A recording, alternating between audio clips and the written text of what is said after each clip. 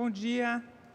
Queria agradecer a presença de todos vocês nessa coletiva para anúncio da lista da 30ª Bienal, a iminência das poéticas. A nossa mesa, vocês todos conhecem, mas, enfim, está composta pelo presidente da Bienal, Heitor Martins, Luiz Pérez Oramas, curador da 30ª Bienal, a Estela Barbieri, que é curadora do Educativo da Bienal, e o André Stolarski, que é curador da comunicação da Bienal. Para perguntas que vocês possam ter, nós temos também presentes os assistentes do curador Luiz Pérez Oramas, o Toby Meyer, o André Severo, a Isabela Villanueva e o arquiteto da 30ª, que é o Martim Corrulhon. Com a palavra, Heitor Martins. Bom dia a todos. É um enorme prazer ter todos vocês aqui, especialmente depois dos últimos 3 meses, que foram bastante desafiadores para a nossa fundação, como vocês todos sabem, com a questão do bloqueio das nossas contas. Superados esse episódio, a data de hoje é uma data simbolicamente muito importante, porque ela marca a largada da etapa final de preparação da 30ª Bienal, que é uma Bienal que tem sido, vamos dizer, concebida, né, com muita atenção, com muito carinho, muito critério, né, num processo que começou ainda em setembro de 2010, quando nós iniciamos o processo de seleção da equipe curatorial, né? Então, é uma enorme satisfação para a gente estar aqui hoje, anunciando a lista de artistas e podendo compartilhar com todos vocês não só os nomes dos artistas, mas também, em maior detalhe, o projeto, a concepção da mostra. Tá? A grande estrela de hoje, né, desse evento, evidentemente, é a equipe curatorial. Então, eu vou rapidamente passar a palavra ao Luiz Pérez, que vai conduzir a discussão com vocês. Muito obrigado. Desculpe, a Estela. Bom dia.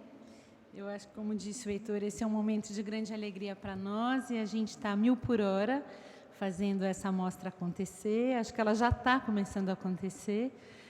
O Educativo está trabalhando muito afinadamente, muito próximo da curadoria. Nesse momento, nós estamos desenvolvendo material educativo que deve ir para a gráfica nos próximos dias.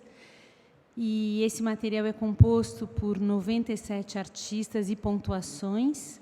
É um material que está ficando bastante rico, ele trabalha com as constelações, que essa é uma curadoria constelativa, então ele relaciona os artistas e relaciona também alguns teóricos, filósofos. Nós já estamos fazendo formação de professores.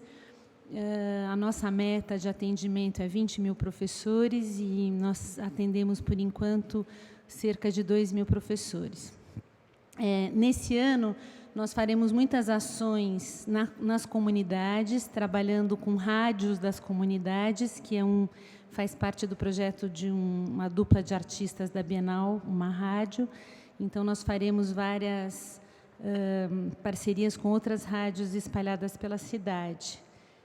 Nós faremos também a formação por volta de 200 educadores, que são jovens universitários que farão as visitas orientadas. E o nosso foco principal de trabalho tem sido as ações poéticas nas escolas e na comunidade.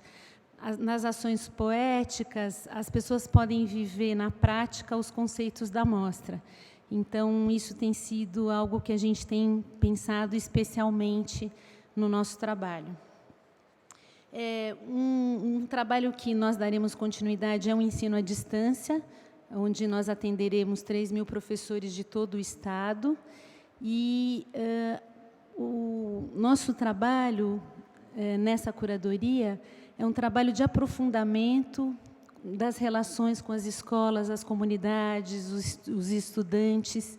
Então, nós estamos mais preocupados que os estudantes venham várias vezes do que um número tão grande. O trabalho nesse ano é um trabalho de aprofundamento. Então, nós atenderemos por volta de 200.000 estudantes, mas a ideia é que eles possam vir várias vezes aqui e que nós, os educadores de visitas orientadas, também façamos um trabalho preparatório nas escolas. Nós temos um grupo grande de voluntários previstos para esse ano também e faremos alguns seminários em parceria com a Curadoria Geral.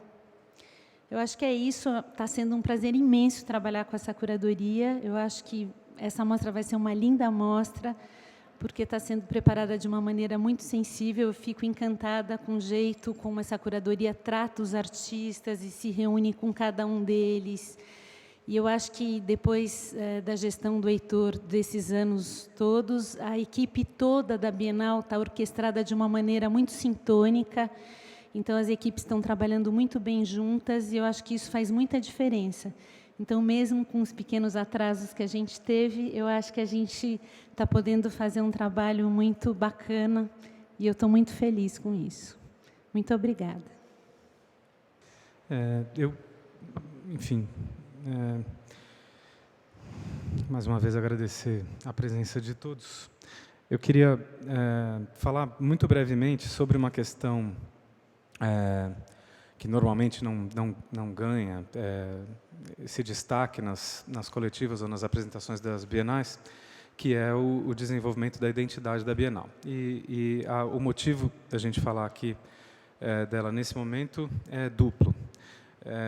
Por um lado, e pegando um pouco carona no que a Estela falou, essa é uma Bienal, talvez, né, depois da 29ª Bienal, essa é uma Bienal que vê o amadurecimento do desenho e da relação das equipes que vêm sendo montadas para fortalecer a instituição desde então. E uma das equipes que foram montadas nesse processo é a equipe de comunicação, né? Se na 29ª Bienal o nosso papel era o papel de fato, fazer o design gráfico da 29ª, na 30ª, nosso papel é inteiramente diferente. A gente está procurando montar uma área que sobreviva, né, que se mantenha ao longo das bienais e que, portanto, deixa de ter, digamos assim, um papel autoral e passa a ter um papel de coordenação, um papel de apoio, um apoio criativo, um apoio técnico para as diversas versões e curadorias que as bienais possam ter.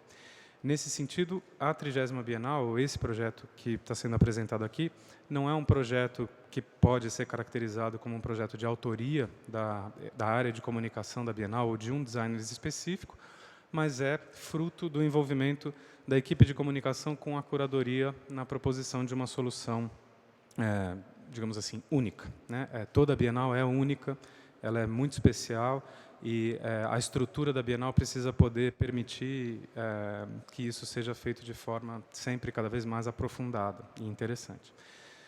No caso específico dessa Bienal, a área e a curadoria propuseram um desvio do processo tradicional de contratação de um designer ou da promoção de um concurso ou de outras formas mais tradicionais de desenvolvimento para a produção da identidade da Bienal. E isso tem uma reflexão direta em torno das próprias ideias trazidas pela curadoria. O que foi desenvolvido para essa Bienal, em termos do raciocínio, da produção visual dos materiais ligados à Bienal, desde a sinalização, ao site, a todos os outros projetos vinculados ao evento, foi uma iniciativa inédita, que é um workshop de identidade. A gente promoveu durante uma semana um workshop. A gente vê aqui um videozinho, que é um clipe, na verdade, apenas com algumas imagens que mostram um pouco desse processo do workshop, no qual foram selecionados participantes de todo o Brasil, todo mundo podia participar, para trabalhar junto com a curadoria, no primeiro dia também com a arquitetura, e com convidados, né, designers convidados do Brasil e do exterior, que de alguma forma já tivessem se envolvido com a Bienal. Então, esse processo tinha absolutamente tudo a ver com as principais questões que envolviam o conceito de iminência das poéticas, né? Tanto a ideia da sobrevivência quanto das alterformas, coisas de que o Luiz já falou e provavelmente vai reforçar aqui, tinham muito a ver com esse espírito, com a ideia de trabalhar com pessoas que já trabalharam com a Bienal, de trazer designers para auxiliar nisso e de trabalhar com pessoas que, de fato, tinham pouco ainda envolvimento com a Bienal, mas tinham digamos assim, um poder de reinterpretação e um poder de proposição muito bacana. E o resultado desse workshop não foi um projeto de identidade tradicional. O que saiu do workshop foram diretrizes que foram, então, trabalhadas em colaboração pela equipe de comunicação da Bienal. E desse trabalho conjunto de todos os participantes do workshop saiu uma proposta que tem 2 princípios fundamentais. O primeiro é a ideia de que o raciocínio constelativo da exposição ele foi traduzido para o que a gente chama de família tipográfica constelar, e que é uma ideia muito interessante. A ideia é que um certo tipo de tipografia, que nós chamamos de monoespacejada, ou seja, onde os caracteres têm sempre a mesma distância uns aos outros, seria, por definição, a tipografia oficial da Bienal. Isso significa que qualquer fonte, desde que seja monoespacejada, pode fazer parte dessa identidade. Isso tem muito a ver com esse princípio constelativo e é muito distante das formas tradicionais de propor identidade. A gente vai ver agora que essas monoespacejadas têm esse diagrama e, portanto, você pode utilizar, no próximo slide a gente vai ver, tem uma família, no próximo mais outra, enfim. A possibilidade ela é muito mais uma plataforma de comunicação do que uma identidade rígida. O segundo elemento foi, que também traduz esse caráter constelativo, é o que a gente chama de sinal constelar. Ele é composto de 4 linhas que se cruzam de uma determinada forma a produzir tanto a sugestão de uma constelação, quanto a sugestão de 3 algarismos romanos que formariam o nome, a caracterização da 30ª Bienal. E esse sinal constelar ele é, portanto, digamos assim, móvel, né? Ele pode ser reconfigurado de acordo com as situações. Esses 2 princípios, né, uma constelação efetiva e uma representação, são o centro da identidade da Bienal. Isso deu para a gente menos um manual de identidade fechado e mais uma plataforma para experimentação. Isso faz, inclusive, com que esse trabalho seja, como as ações poéticas do educativo, parte da própria Bienal. Mais do que um projeto feito para a 30ª Bienal, esse já pode ser entendido como um projeto da 30ª Bienal, feito em profunda consonância com os curadores. E a proposta que veio a partir daí, o que eu queria apresentar aqui rapidamente, é que a gente utilizasse essa plataforma para propor experimentos, ao invés de fechar uma identidade corporativa. E, por coincidência, de fato, o conjunto de participantes do workshop, incluindo curadores, designers, deu para a gente a possibilidade de pedir a cada um dos participantes que fizessem um cartaz para a Bienal a partir desses princípios, e a 30ª Bienal tem, portanto, 30 cartazes. A primeira Bienal teve algumas versões, a 23ª também, mas essa é uma Bienal que trabalha com esta ideia de que um mesmo conceito pode ser reinterpretado, de que existe valor nesta reinterpretação, de que isso fala, de alguma forma, do conceito de iminência das poéticas, de que esse conjunto de cartazes também é, por assim dizer, uma constelação, e, se a gente quiser, uma constelação de constelações. Hoje mesmo, no site Jogo da Velha ID 30 Bienal, que fala da identidade, nós vamos publicar um documentário de 20 minutos, que conta mais ou menos como foi o processo. Todos os cartazes vão estar disponíveis para download em alta resolução, são as versões originais dos cartazes, e também um mosaico desses cartazes vai estar disponível. Além disso, todo o grupo do workshop continua acompanhando o desenvolvimento e opinando no desenvolvimento de toda a identidade. Queria, na verdade, mais... enfim, era esse o recado. E acho que o importante aqui era sublinhar esses 2 significados e a relação desse projeto com o projeto da 30ª Bienal. Muito obrigado. Obrigado, André. Bom dia, obrigado a vocês por estar aqui conosco. Eu gostaria, antes de começar a falar da estrutura da mostra, já em função da lista de artistas que vocês têm, me referir à equipe curatorial, a Toby Mayer, a André Severo, a Isa Villanueva, porque o trabalho dessa equipe curatorial, em conjunção com as equipes da Bienal, as equipes dirigidas por o presidente Heitor Martins, por os diretores, por André Solarski, Stella Barbieri, Dora Correia, Rodolfo e Adriana Vilela, tem sido um trabalho coletivo. Verdadeiramente um trabalho de diálogo, onde eu acho as ideias da Bienal começam a se encarnar antes de se transformar em exposição, ou na medida em que se transforma em exposição. Para mim tem sido a melhor experiência profissional que eu tive na minha vida profissional, esse trabalho aqui na Bienal, com os equipes da Bienal, com a equipe curatorial, e eu queria fazer um reconhecimento dele. desse fato. Não? A maneira como a equipe curatorial procedeu para a seleção desses artistas foi sempre uma lógica coletiva, de diálogo. Eu apresentei um projeto, eu apresentei umas linhas diretrizes da Bienal, nós aceitamos todas essas linhas diretrizes da Bienal e procedimos ao estudo das possibilidades, das potencialidades dessas ideias, as visitas de artistas, as viagens, as discussões com as equipes da Bienal, a fazer essa seleção sempre de uma maneira colegiada e tentando sempre de achar consenso. Eu acho esse uma equipe pequena, demasiado pequeno, falo a equipe curatorial, com relação à dimensão dessa exposição, mas eu acho isso uma maneira ideal de trabalhar. Evidentemente, a presença conosco, a partir do momento em que se definiu Martim Corullón como nosso arquiteto, Martim entrou a formar parte da equipe curatorial. E as discussões sobre a pertinência, a relevância das relações entre os artistas, na medida que nós pensamos a espacialização da mostra, faz parte dessa discussão. A Bienal é sempre um presente para a cidade, um presente para a comunidade, um presente que traz ideias, polêmicas, questionamentos e obras de arte. Nós pensamos essa Bienal, vou insistir nessa questão, como seguindo essa lógica constelar, e o princípio dessa lógica constelar são dois polos. Um polo que acontecerá aqui no prédio e um polo que acontecerá na cidade, precisamente na medida que se realiza esse presente da Bienal para a cidade.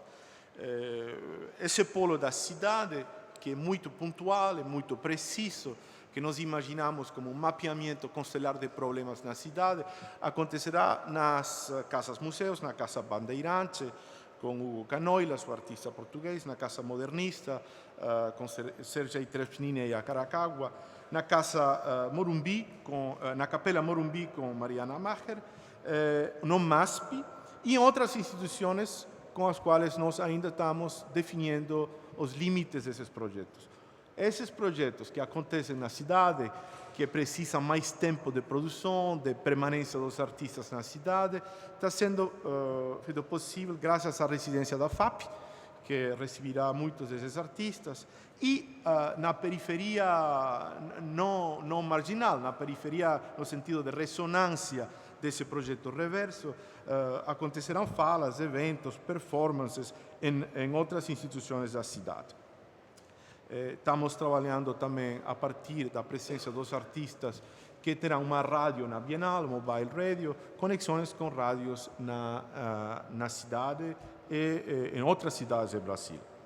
Enquanto propriamente ao polo constelar da Bienal, que acontecerá no prédio de Ibirapuera, eu gostaria simplesmente falar do fato que a 30 Bienal é uma Bienal basada em vínculos, ela não é uma Bienal basada em listados, em alinhamentos, em personalidades solitárias. Ela é uma Bienal de vínculos de sentido, de vínculos de transformação entre as obras, e dessa maneira nós estamos pensando a Bienal, a espacialização da Bienal. Então, é uma Bienal que entende o conteúdo, a ideia, a presença como conteúdo, ideia e presença espacializada.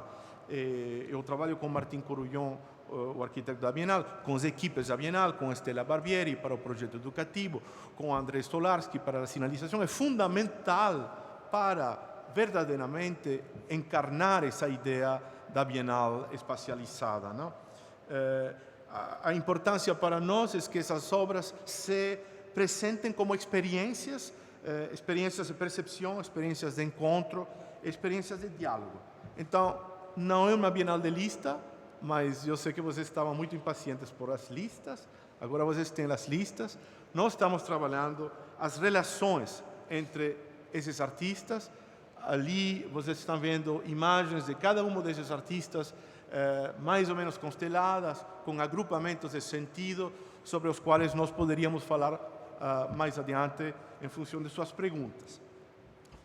Eu queria simplesmente falar de algumas questões que são para mim fundamentais da ordem do conteúdo da Bienal. Não? Eu acho que nosso mundo contemporâneo, que é muito bacano em muitos aspectos, também corre muitos riscos. Nós temos, eu acho que correm por o mundo algumas ilusões ideológicas, que eu acho que podem ser devastadoras para a experiência humana. Um dos artistas que será presente na Bienal, o Robert Filliou, tem uma frase muito bonita que fala: o arte é aquilo que serve para que a vida seja mais interessante que o arte. E nesse sentido, uma das funções críticas da arte é essa questão da experiência humana e da qualidade da experiência humana. Eu acho que corre por ali uma ilusão de imagem que consiste em crer que o que nós vemos são imagens e não coisas. O que nós percebemos são imagens e não corpos, e não experiências reais. E consequentemente, essa ilusão traz um olvido da realidade, um olvido dos corpos, um olvido das coisas. Corre por ali também uma ilusão de exposição imediata. Todo deve ser exposto imediatamente, sem limites, com a consequente devastação da intimidade, da privacidade, do secreto, da confidência. Corre por ali uma ilusão de globalidade, como se todo poderia ser conhecido em todo momento, todo tempo, sem limites. E corre por ali uma ilusão de conhecimento completamente desvinculado do espaço e do tempo. Como se não tivéssemos perda de tempo, como se não tivéssemos perda de origem, como se todos os tempos fossem disponíveis, imediatamente, condensados. Eu acho que, com a consequente também devastador desmontagem da espera, do olvido e da memória. Memória que nós temos hoje facilitada pelos dispositivos técnicos como nunca na história, mas memória que também se manifesta com uma epidemia de perda de memória natural.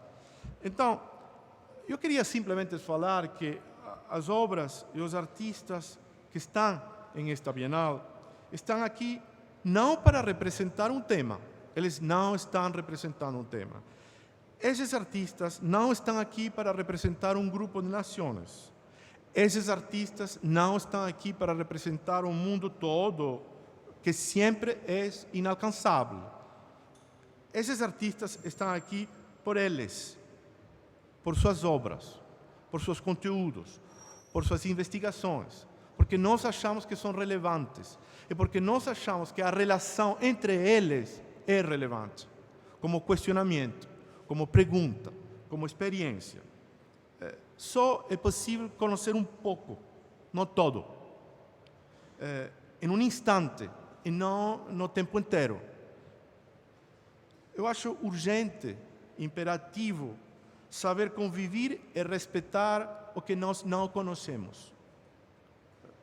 As obras e os artistas que esta Bienal invita, por eles e não por outra razão, questionam noções tales e fundamentais como a noção de imagem, o limite da noção de imagem, o império da noção de imagem. Reivindicam a espera, a demora, o diferimento. Privilegiam a ideia de lugar específico. Interrogam o espaço público, a memória pública. Reivindicam a linguagem como material poético e reconhecem também a linguagem como potência de silêncio e como ausência. Eu acho que a iminência é nosso destino. O que acontecerá e não sabemos.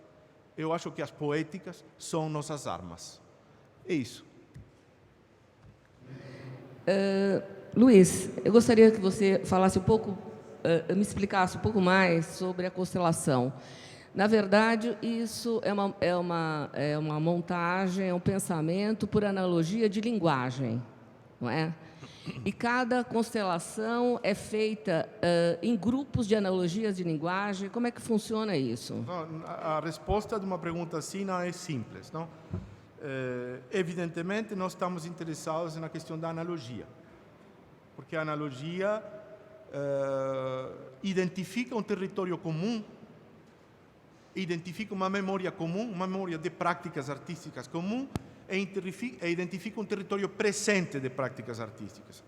Mas a analogia não é suficiente. A analogia deve ser enriquecida pelas diferenças. Não dá certo pensar artistas porque eles se parecem uns com outros. O parecido é um indício. A semelhança é um indício. Indício de comunidade, comunidade de espaço, comunidade de tempo, comunidade de ideias. Mas as diferenças são fundamentais. Então, por exemplo, um dos processos que nós estamos agora, nós fizemos uma primeira distribuição analógica geral de primeiro nível. Contrastamos essa primeira distribuição analógica de primeiro nível com o espaço disponível aqui na cidade. E aí começamos a introduzir diferenças, a entender as diferenciações. Mas a questão da analogia, que é muito complexa, é quase filosófica, não? É a analogia da linguagem. É importante entender ela também no sentido da questão da memória. Porque a arte trabalha sempre com memória. Memória da experiência do artista, memória da experiência da subjetividade coletiva, memória da comunidade. E a memória nunca é linear. Ela emerge, ela explode. E são essas explosões, emergências de memória, o que facilitam a identificação analógica. Não é somente questão de linguagem. Evidentemente, a linguagem está aí. É uma linha permanente no processo de materialização artística, mas poderia ser também o questionamento sobre a ausência da linguagem, sobre o mutismo absoluto, sobre o silêncio absoluto. E nós estamos trazendo artistas que questionam essa problemática. Eu falaria também um pouco das claves que nós estabelecemos e falamos com vocês faz vários meses, sobre vivências, alterformas, vozes, derivas.